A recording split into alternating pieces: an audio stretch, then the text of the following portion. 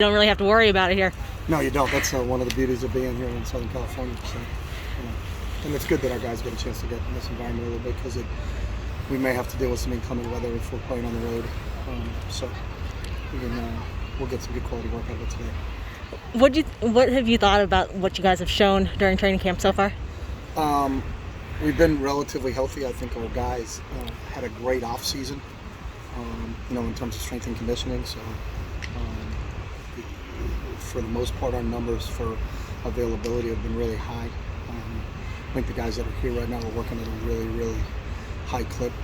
And we're just trying to get through the next day too, and then we'll get into, then it starts game week. So preseason camp will be over, and then we'll start our preparation for Hawaii in earnest, after these next 2 days. When you look at the body of work that you did during training camp, is there 1-2 areas that you really think that you guys have excelled at?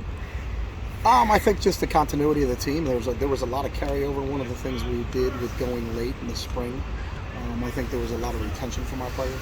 There wasn't a lot of time from the end of spring practice just before Memorial Day weekend to when we started back up. Normally we finish in the middle of April, and there's a bigger break in there. So I think the retention of our players allowed us.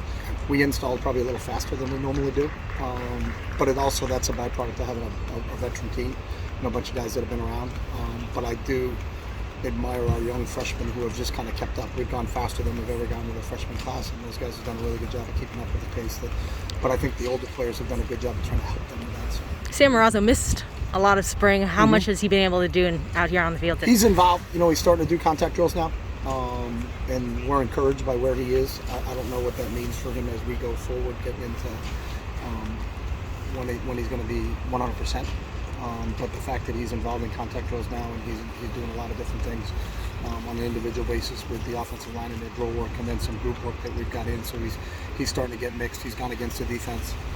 He hasn't been full to go against the defense the entire time, but we're encouraged with his progress. So and we need Sam back. Sam's kind of that extra coach on the field. He's just such a smart player.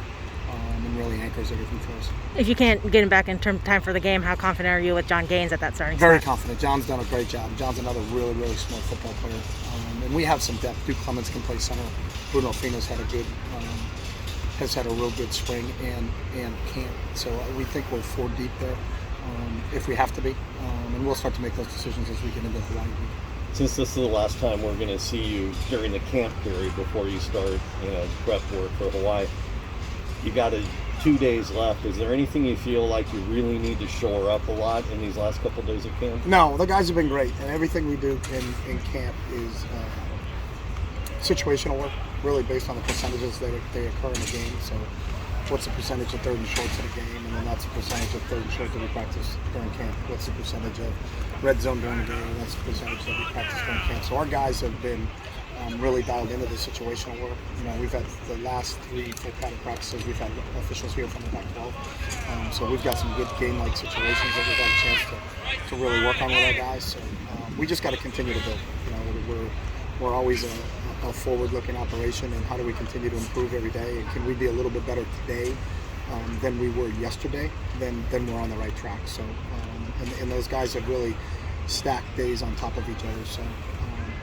We'll continue to put them through situational work in these next 2 days, and then we'll get into what our normal routine of game week is as we're getting ready to prepare for Hawaii in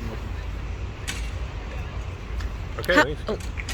Okay, good. Have you brought in any speakers and stuff like that to speak to you? I know that's something you usually do.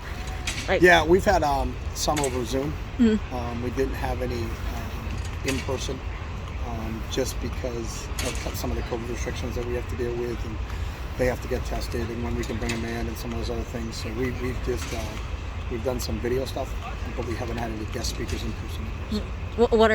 Who are some of those video guests that come in?